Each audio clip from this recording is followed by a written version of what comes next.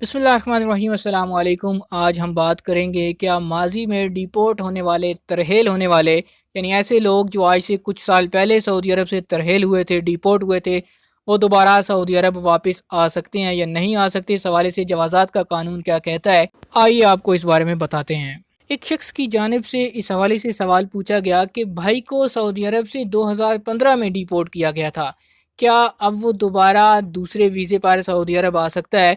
तो जवाज़ात का कहना था कि गुज़श्ता साल से सऊदी अरब में इमिग्रेशन कानून में काफ़ी तब्दीली की गई है।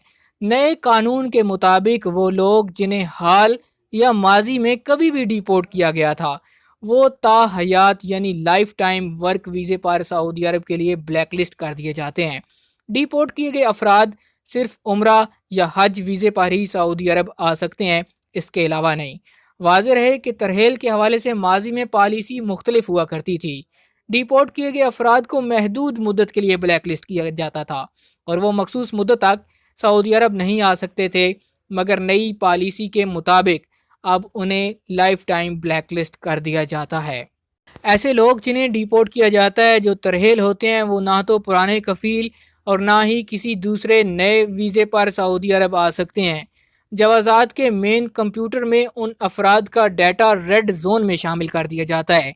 जैसे ही ब्लैक लिस्ट किया जाने वाला शख्स अगर उसका वीज़ा लग भी जाए तो वो सऊदी अरब में दाखिल होने के लिए इमिग्रेशन काउंटर पर पहुंचता है, अपने फिंगरप्रिंट्स लगाता है, तो जवाज़ात के सिस्टम में उसकी फ़ाइल ओपन हो जाती है, जिससे ये चीज़ मालूम हो जाती है कि इस शख्स को सऊदी अरब में ब्लैक लिस्ट किया गया है, जिस पर उसे दोबारा दूसरी फ़्लाइट के ज़रिए ही वापस उसके मुल्क भेज दिया जाता है। उम्मीद करते हैं कि इस हवाले से आपको मुकम्मल मालूमात मिल गई होगी।